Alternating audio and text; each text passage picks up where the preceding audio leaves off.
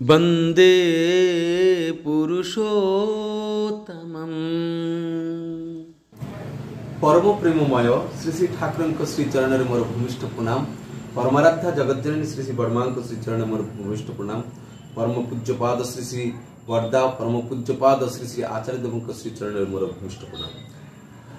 आशा कर समस्ते भलरे अछंती, भलरे रहिबे। समस्त मोर आंतरिक आनंद जय गुरु।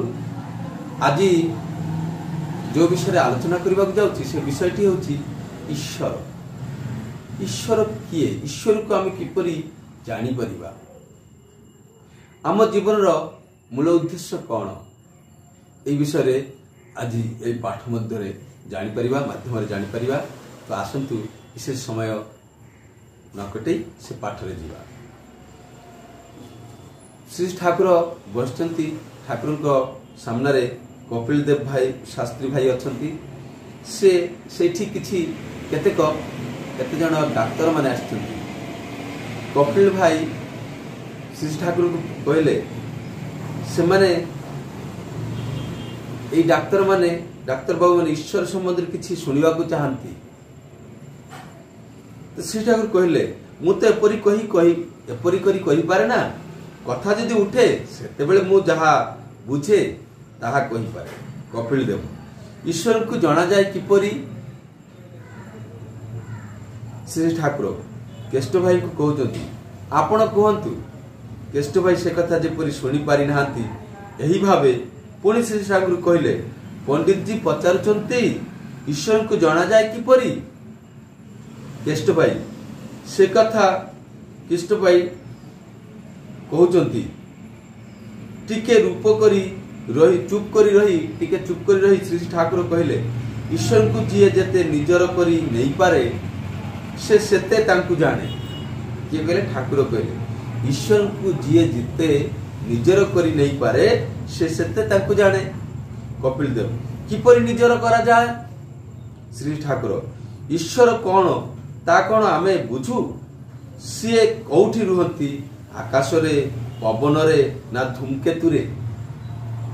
मु बुझे ईश्वर आम मानकर अंतस्थ धारण पालनी संवेग जा आम मानकर सत्ता को धारण करे, पालन करे, पोषण करे।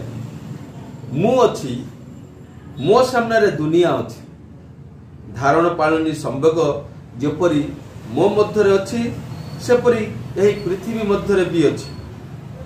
से बाउंशटा से गछटा सबुकिछि मध्य ही अच्छी। ताहले सी सबुकिछि मध्य ही अच्छंती। गीतार अच्छी ईश्वर सर्वभूतानां हृदय अर्जुन तिष्ठति भ्रामयन् सर्वभूतानि यंत्रारूढ़ानि मायाया। हृदय माने मोर बीइंग अंतस्थ प्रदेश।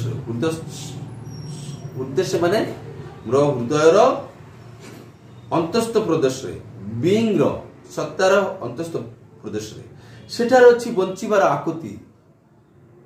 आमे माने बंचिबा को चाहू, सुस्थ रहिबा को चाहू। एई जे आपण माने टीवी रोगी देखि बुलुछंती ता सेथि पाई ही किंतु मनुष्य जेपरी बंचे, कष्ट न पाए, रोग न भोगे। प्रश्न भगवानकर कौन साकार उपासना करिबा उचित?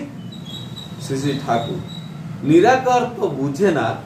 सेथिबाई आमे माने धरी नेउ सीए सद्गुरु इष्ट। से इष्ट बा सद्गुरु ही हेले भगवानकर व्यक्त मूर्ति।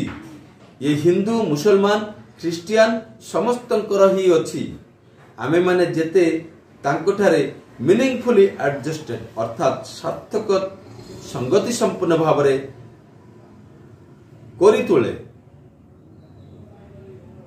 करी तोली पारू उपासना सेते ही सार्थक हुए। हेले एठी ठाकुर कौन कहबा चाहते? निराकार तो बुझे ना। अर्थात आमे माने निराकारटा कौन? निराकार रे भगवान ईश्वर परम पिता किए क्यों भाव अच्छी आमे तो सेटा बुझी पारुना। बुद्धदेव तांकर त्रिपटिकार कहते जे आमे माने जहा आखिरे देखुचु ताकू तो आम देखी पारनु आत्मा अच्छी कि नहीं से विषय चिंता करी लाभ कौन। भगवान बुद्धदेव कहते जे आमे जहाँ आखिरे देखुचु ताकू तो आमे बुझी पारनु जानी पारनु अब आत्मा आत्मा कहले आमे कौन बुझू से भगवान बुद्धदेव ये आत्मार चक्कर पड़वा लोक मान को मना करचंती परमात्मा बोली किछि नाई बोली से मानित आत्मा बोली किछि नाई बोली कि से कहचंती किंतु ताहिर भितरे से एमिति भाव इंगित करचंती जे आत्मा अछि किंतु आमर से शक्ति नहीं आत्मा को बुझिबार। जड़े कौन सी दादा मते कमेंट करी पचारथिले जे भगवान बुद्धदेव काहे कि आत्मा को मानु नाहंती कहि परिबे कि या नहीं कि एते चिंतित होबार कौन सी कारण नहीं काहे कि ना आम्बे माने आम्बे मु जो कथाटा कहूची मु कि आगा बुझी पारुनी मु मते ही बुझी पारुनी और जो थिले कि एई सारा संसार रे एते विवाद वाद विवाद सृष्टि होची मतभेदर पार्थक्य सृष्टि होची कारण मु मते ही बुझी पारनु अर्थात मोर अहं अहं को आमे बात दे पारनु अहं टाकू ठाकुर कहि देह रहिबा जाय अहं जाय ताकू प्यासिव करी जेतेटा संभव चाली पारले अहं तले आमे माने हमर निज को ही आमे जानि पारनु ले आत्मा आत्माटा तो मो भीतर अछंती तले मो बुद्धदेव कहबो चाहती जे आमे देखिबा वस्तु देखिबा जिनिस जहाँ आम आखि आगे होउची ताकू तो आमे बुझी पारनु आ आत्मार चक्कर पड़ी कहीं समय नष्ट करिबा निजक बुझा चेष्टा कर यही कथाटा बुद्धदेव कही तेणु से आत्मा को प्राधान्यता देना।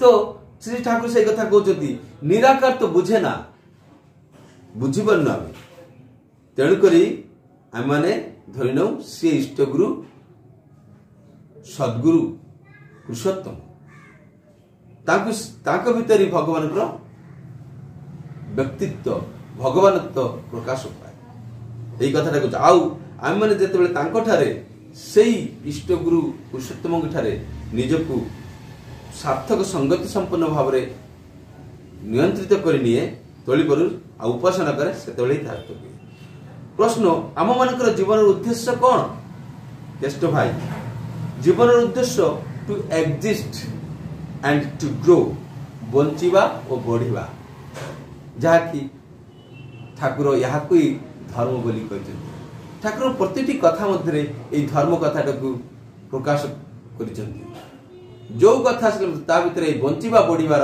मूल कथाटा ही आसी अर्थात आमे जहाँ किछि भी करू बंचिबा बढ़िबा ही करू।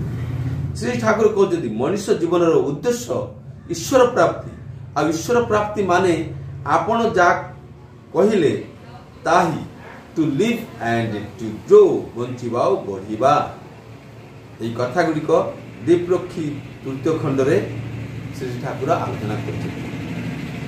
হেলে ঈশ্বর প্রাপ্তি মানে to live and to grow অর্থাৎ বঞ্চিবা ও বড়িবা অর্থাৎ কোন কইছেন সে कहते भगवान जदि आमर हृदय आमर सत्तार रही सत्तार जो खुराक सत्ता परिपोषण चलन सत्तार परिपूरण परिपोषण परिरक्षण करवा पाई जहाँ जहाँ दरकार सेटा ही ताको ही कहब बंचिबा आउ बढ़िबा। तो आमे এই बंचिबा बढ़िबार ही ईश्वर प्राप्ति ठीक भाव में बंचिबा ठीक अच्छे। आज आलोचना ये रखुच्छी आशा करे आमे किपरि ईश्वर को जानी परिबा से कथा एवं ईश्वर आमर जीवन मूल उद्देश्य कौन ताहा बुझी पार्लु असल रे कौन असल वास्तविकता भगवान कौटी अच्छी आम समस्त भीतर अच्छी से कथाटा कि ठाकुर कहते आमर अंतस्थ अंतर अच्छी सत्तार अच्छी ठीक अच्छे। आज जय गुरु वंदे पुरुषोत्तम।